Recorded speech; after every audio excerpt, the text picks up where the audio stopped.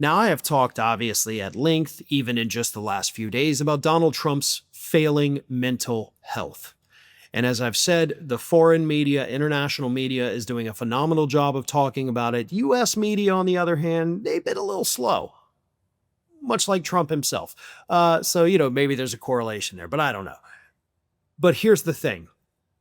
A reporter for Salon.com was able to talk to multiple insiders in the Trump administration who openly admitted that, I got to be anonymous because if they find out I'm talking to you, my career is over.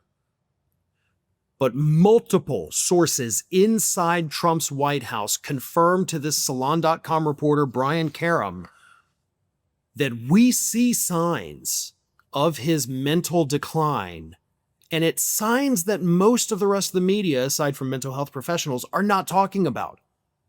Here is what they said.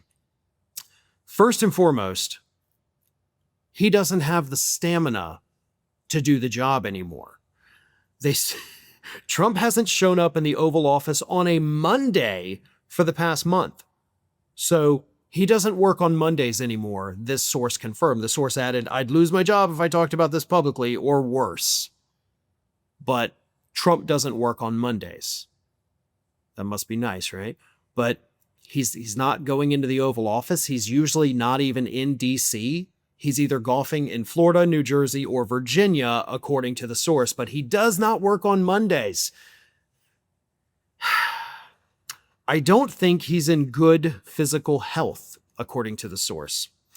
Other causes for concern voiced to the writer by two people inside Trump's circle included, quote, his recent lackluster public appearances, his gait, his apparent befuddlement, his propensity to govern via Truth Social posting, his sloppy attire, and his lack of engagement at the White House with others.